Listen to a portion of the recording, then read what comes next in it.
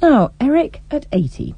The legendary comedian and scriptwriter Eric Sykes celebrates his 80th birthday this week. The budding comedian and scriptwriter Matthew Harvey introduces Sykes himself to choose some of his favourite moments from an extraordinary career, which continues to flourish.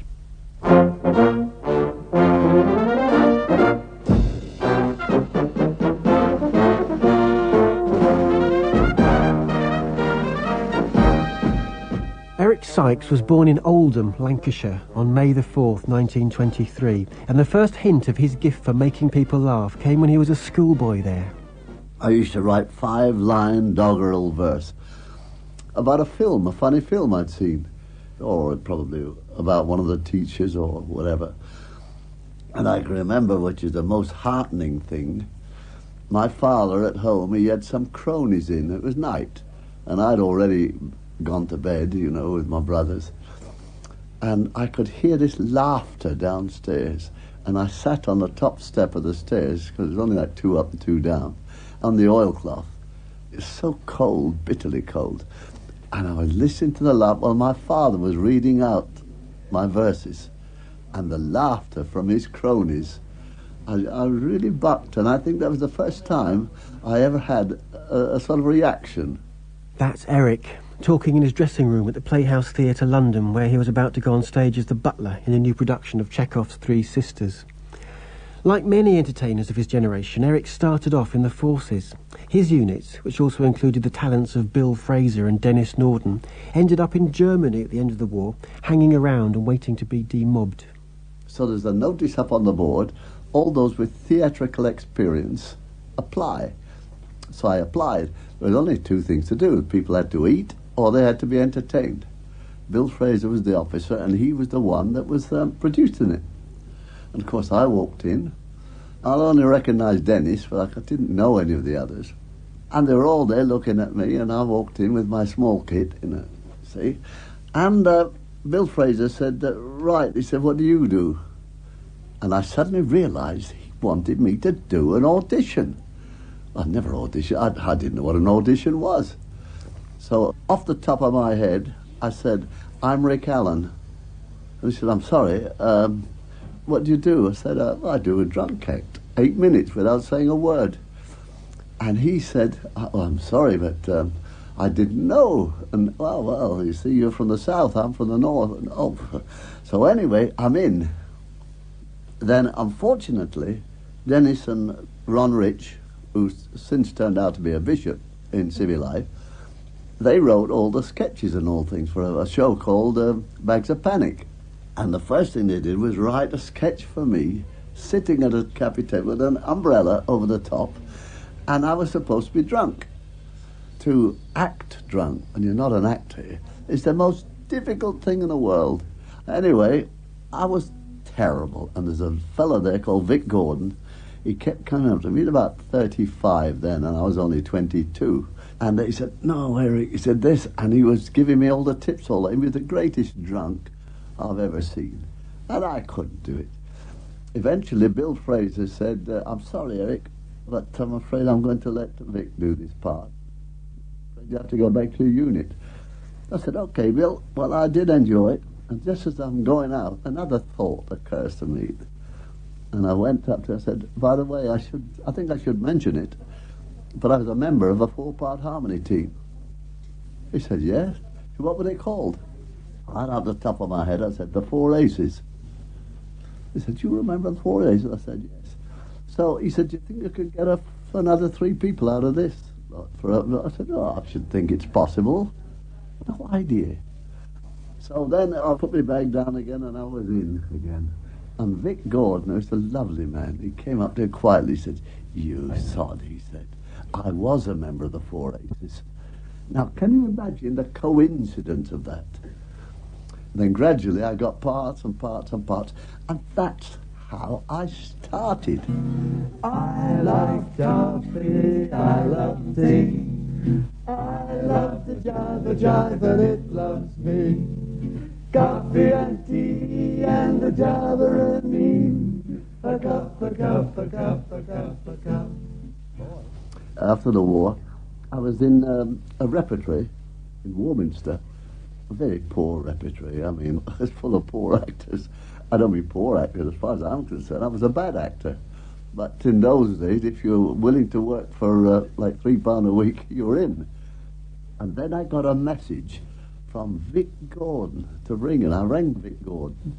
I hadn't had any communication with him since he was demobbed. And he said, Frankie Howard's been trying to get in touch with you. He wants to know if he can have your act, because after the war, Frank got this wonderful job, Variety Bandbox. And he was the biggest thing in the country. You know, he had 42% of the country listening to. Now, that's never been done since, and I don't think it would ever have been done before. I mean, every Sunday night, when he was on Variety Bandbox, you could walk the streets. There were no cars, no people. I know this because when I was writing for him, I went home one time to Oldham, and I walked down the street. It was a nice hot summer's night. Every door was wide open, and on every door you could hear Frank coming out of it. I was walking past, and I was hugging myself with pride because I knew what he was going to say to get the laugh, and I knew what his next line would be. And I was on my own, but it gave me a great feeling. Now, to ring up Frankie Howard, it was like ringing up Buckingham Palace, you know, asking the Queen if she was free for tea, you know, or did she fancy a disco? And Frank said, well, can you come and see me? I'm in pantomime. So I went up to see him, and do you know, they were queuing about 5 and 6 deep all the way around the theatre for a matinee, mind you, just because Frank was in it. And I went in, and I said, well, you don't really want my act, because I've knocked it all off from the shortwave radio. It's all American, see? So he said, well, do you think you could write for me? And I said, yes. Well, he had all the ooh, ah, no. So I used those as commas. And the first thing I did, I wrote it in his dressing room while he was there. And it was his first job he had. He was a messenger boy, and he had to take 2 elephants to Crewe. He said, no, well, I feel such a fool taking them down Regent Street with a bit of string around. Yeah, no, listen, no. I said, I shall never get these to Crewe. I said, I shall never get these to Crewe. He said, I don't care where you get them to, but get them out of here. He said, the place has been in uproar. In uproar, the place has been. So I got a bit of string. And I tied it round their necks, you see, and I led them out into the street. Oh, I did feel a ninny. I tried to look as though I wasn't with them. Anyway, but the way people stared. You'd think they'd never seen 2 elephants going down the underground before. I wrote about 5, 6 weeks on the trot whenever he was on Variety Bandbox for Frank. And then he said, would you like to join me permanently? This is my personal writer. Because I had so many other writers who kept coming to me, Max Bygraves, Alfred Marks, people like that, Norman Wisdom. I went to the producer after I'd been writing this thing, and don't forget, I was writing all that for £10 a week. I said, I think I should have a credit. Can you give it? Because a credit then would have meant a fortune to me, really. I mean, don't mean a fortune in money, but in meeting people. And they said, well, Eric, we'd love to give you a credit, but if you had a credit, you see, people think that Frank makes it up as he goes on. And if they thought it was all written out for him, he'd lose a lot of fans.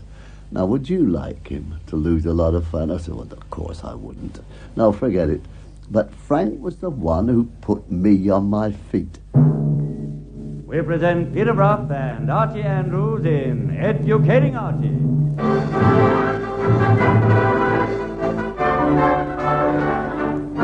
We'll be educating Archie, so we'll be busy for a while. With Alfred Marks, Harry Jakes, Tony Hancock, Julie Andrews, Peter Madden, the Tanner Sisters, and the Headley Ward Trio. I wrote Educating Archie. I was asked to write, and I wrote it with Sid Collin, who was a guitarist with the Air Force Band, and he was a lovely man.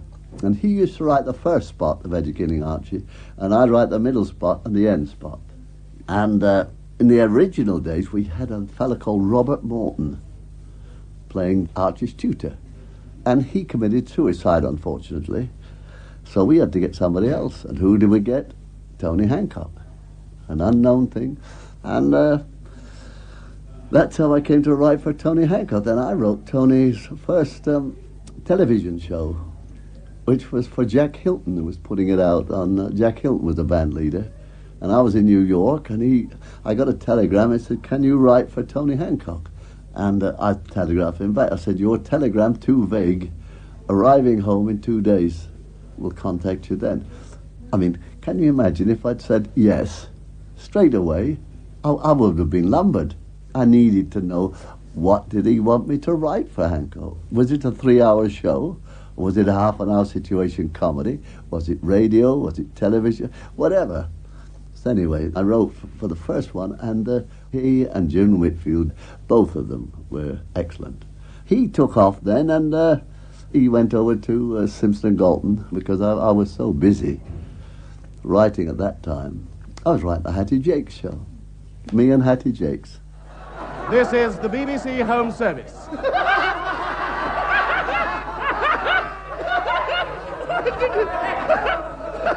you hear that? The BBC Home Service! Eric had a very long working association with Spike Milligan, sharing offices and an agent right up until Spike's death last year. We had an office in Shepherd's Bush, which was the greengrocers. They had to push aside all the vegetables and the crates of apples and oranges, and then walk up 5 flights of stairs, uncarpeted, every day. So it's no wonder we both got good thigh muscles. And one day Spike was very, very tired, and he said to me, "Can you help me out? I'm a bit tired." I said, "Yeah." So he and I wrote together the Goon shows. And then we had an argument one day about a word. I don't know if it's the or and. I know we had an argument. I said, "It's got to have and in it." He said, "No, it doesn't." "Yes, it does." "It doesn't. Listen, the rhythm, never mind the rhythm." So anyway, he threw a paperweight at me. It missed my head by a fraction. It was a heavy paperweight, went through the window, dropped down. It could have killed somebody. Mind, it would have been good publicity. But anyway, it didn't. It missed and shattered on the thing. And I took the bits up to him and I said, "Remember what day it was, Spike." That's all. I don't know why I said it. It's dramatic. It's almost like the final line in an American play, isn't it? "Remember what day it is, Spike." Anyway, from then on, we did alternate weeks. I wouldn't write with him again, you know. But all I was doing in that, I was copying his style. You know, like artists. I mean, Michelangelo and that, he didn't paint all his paintings. He'd have some of his students paint the boys in the foreground to one side, but he'd do all the big stuff. So I was copying his style. All the characters were there. I didn't invent any. That's when I really got friends with Peter Sellers. And Peter Sellers, I think, he was the most brilliant impressionist you've ever heard. Rory Bremner is great. He's one of my idols now. But I think Rory would have to take second place to Peter. And I'll tell you something else. There used to be a scoutmaster. I don't know if he's a master or not, but he always wore his uniform. And he's about 6'4", you know, and he used to shorts and everything. And he used to visit us in the 5 floors up, and he had a voice like, yes, I'm down those stairs, they're getting a bit heavy. And he talked like that. And Peter was up there one day, and he fell about. And there was the birth of Blue Bottle. Now, Peter never did television. He never did television for anybody. But when I asked him to do, yeah. And he came in, he rehearsed every day. It was an ex-con, he was. And we'd never seen Peter from the final run-through that we'd done. It was like off the streets, you know. And he'd been into makeup, and he'd had his hair done, so it was like a crew cut. He had some of his teeth blacked out. That's all he'd had, but he was a real villain. "Hello, darling." Yeah. Hang on a minute, I know you, don't I? It's Herbert Ernest. No, it ain't. No, it's Eric. That's right, I say. Eric, yeah. I recognise you. Both of you. Yeah. Yeah. May I ask who you are? Certainly, darling. This is who I am. Come here. Well, of course, when Hat saw him for the first time, and I know she'd gone, and I looked round, Peter was coming in there, and I'd gone. Now, if you look at that again, you'll see how much they've gone. And he was brilliant. As well as being in that episode of Sykes, Peter Sellers was very keen on Eric's idea for a silent film, The Plank. But when it came to making it, Sellers had been offered the role of Dr. Strangelove in Hollywood, so he had to be replaced. Tommy Cooper was a bit of casting from heaven. He was so right for this, Tom. And so The Plank became a classic. Thanks a lot to Tom, who never realised he was funny. He couldn't understand why people laughed before he even went on the stage. And when he walked into a room in the 900 guinea suits that he wore, he thought he was 007 when he walked into. Well, that's nothing new. I mean, most of the comics do. Then when people start laughing, they can't understand it. Because when somebody else comes in, nobody laughs. And so, but he was a wonderful man. So he got used to this, and he had to meet me, or we had to meet each other, and I was in the bar there, sitting at the table, and he came in, I know. What you having? So I said, I'll have a whiskey, Tom.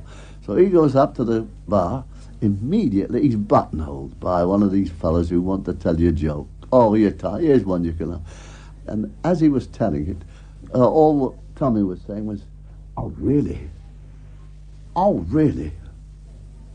Oh, really? That's all he was saying. And the laughter was getting bigger all round. And the fellow was looking around because he'd never gone so well. What Tom had done, he had what he called his quick release. And when he pulled the quick release, which the man didn't see, his trousers fell down to his ankles. So there was Tom standing there with his bare legs hanging out and his trousers around his ankles saying, oh, really? And the fella did, because he was face to face with Tom, so he couldn't tell that Tom's trousers were down. And the fella said, oh, that is just funny. I must get these trousers fit. They don't fit. And everybody was falling about. He only did it once, but it made me laugh. By the 1960s, Eric was one of the top comedy scriptwriters in the country, and that seemed the peak of his career. But before long, he was also one of the country's greatest comedy performers. In those days, I was writing 1 hour shows. Now, because they were live, if you hadn't finished, like at 1 minute to 9 or whatever, they just cut you off. Cut off, so you go to him and say, I'll tell you who did it. Hello, this is the 9 o'clock news from the BBC. So, once or twice, no more than that, I was writing these 1 hours. And come the show, when the show had started, I still hadn't written the last sketch. And I was on the side of the stage writing it like mad. And I had about just over half an hour to write it.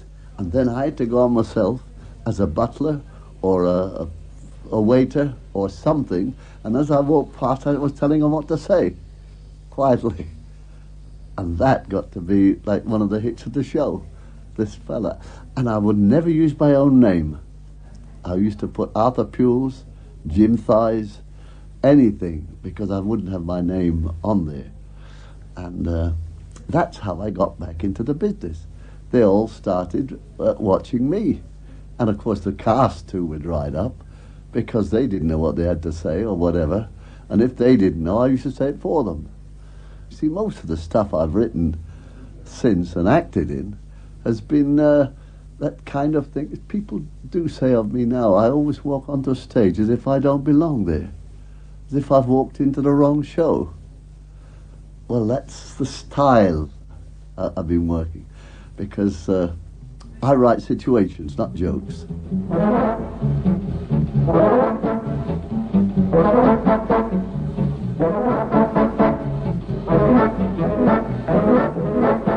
The original, the pilot show for Hattie and Me, was written by Johnny Spate.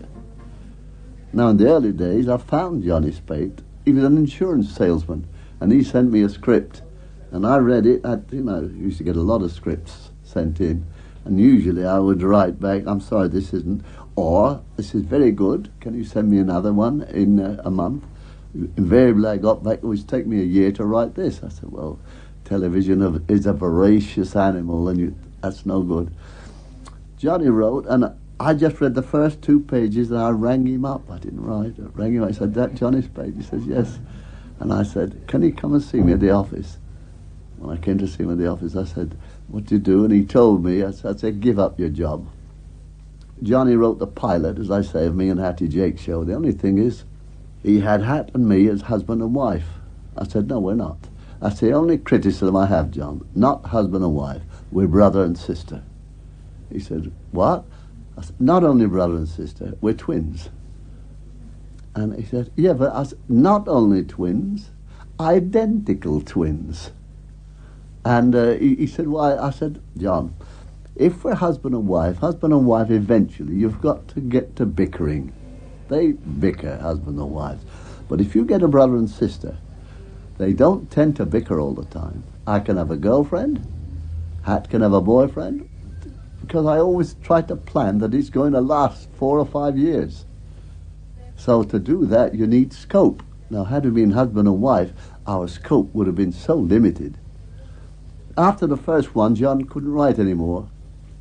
I wrote one, Dennis Norden and Frank Muir wrote another one, Spike Milligan wrote another one, and this is it. Then after that first 5, it was accepted, and I wrote the rest of the series for the next 20 years. Once Sykes took off, Eric had all the big names as guests on the show, and as a keen golfer himself, he made one episode featuring Tony Jacklin. Did you win? No, we only played 3 holes. Oh, why was that? Well, he lost his ball. Yes, Caddy was still thrashing about, but he'd never find it. Why not? Oh, because I've got it here. Eric, that's cheating. No, it's not cheating. Look, how long are you allowed to look for a lost ball? 5 minutes. Right, 5 minutes. He started looking for it. I went to the clubhouse, had my lunch, had a shower, came out, he was still thrashing. But you'll have to give it back to him, won't you? No fear. Never had a ball as white as that. Do you know who's coming to the club on Saturday? No. Tony Jacklin. No. Oh, that's marvelous. I've watched him on television. He could be the greatest. The thing was, I was saying to Hat, why don't you take an interest in my golf? She said, well, you never take interest in one of us. I said, look, if you take interest in golf, I will talk about the Coleman and the price of bread and all that. I mean, I'm quite happy to do that. Well, what I didn't know is she got this how to play golf. She never saw Sweet at the club, but she always had a book in her hand and a wedge or something like that, and she was reading about it. Now, address the ball. Heel on the ground. What are you talking about? Well, you know where your heel is, don't you? I should do. It's on the other end of my toes. Heel of the club. Toe, heel, shaft, grip. Elbow, shoulder, chin, hooter. I know my biology. Don't cock your wrist too much. Oh, come on. And don't scoop the ball up like that. Let your club do the work. Down, through, and the ball will rise. For your information, I was trying to keep it low. With a wedge. Now, listen to me. 6 months ago, you didn't know what a wedge was. You thought it was something to keep the door open. Oh, don't talk to me about my golf. She was a real feisty lady, you know, and sometimes if I didn't feel well, she said, sit down, and she would do what had to be done. Like, I said, okay, I'm fine. But the thing was, we had such an ESP that when we were reading to the read-through, get to the bottom of the page, and I would say a line like that, and she'd put a hand on my hand so that I couldn't turn the page over. Then she'd say the reply to that line. When I turned over, that's what I'd written for her. And she knew with an extraordinary ESP. I think she probably knew more about my writing and the way I wrote than anybody else. And it is amazing that in all that time, there's 20 years, and don't forget, there's 10 years before that as well. I only went to her house twice, and she only went to my house once in all those years. And I don't know, it's something, the way I am made. I'd like to keep apart from the thing. It's like a show. I'd never go into the green room. I don't know, I like to be in my dressing room. And we meet on stage.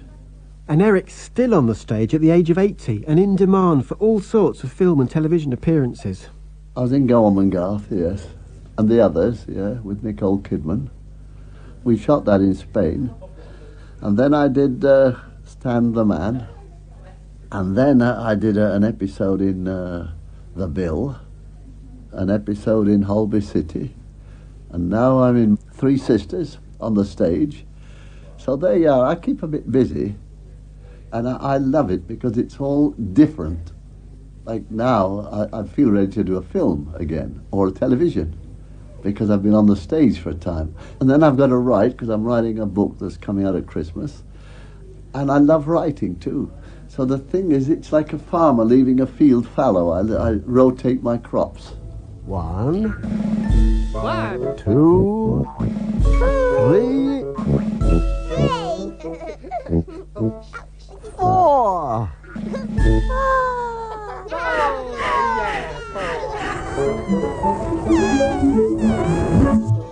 Teletubbies. That was the first time my grandchildren knew I was something to do with the business. And so they would go around with their chests out now and say that was Grandad. Although Eric appears in the latest TV shows, he can't actually watch himself on TV because of his very poor eyesight. I've been able to watch television for about 10, 12 years. It doesn't matter how big the thing is or how big the lettering is. I can't read the stuff because all the letters are distorted. It's like trying to read them through a bit of turbulent water. Now watch golf, that's about the only thing, and cricket.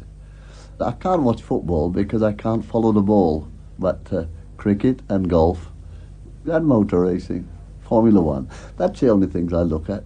And he doesn't hear very well either. Normally he wears listening glasses, no lenses, and with a sophisticated hearing aid attached to the frames. But not for Chekhov. I have a hearing aid which goes around the back of my head, so people don't see it, which I wore in the others. For films and television, I look as if I haven't got a hearing aid at all, but I have one. Off stage, I have to be led around because it's pretty dark usually off stage. But when I get on, it's usually lit quite brightly. And I don't make many mistakes when it's lit.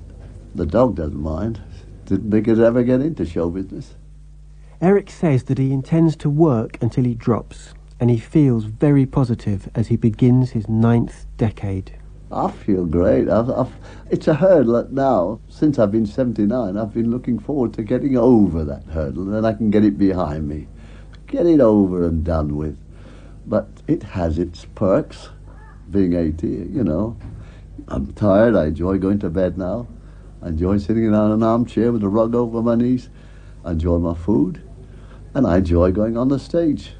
And that's what I'm going to do as long as you don't keep me any longer.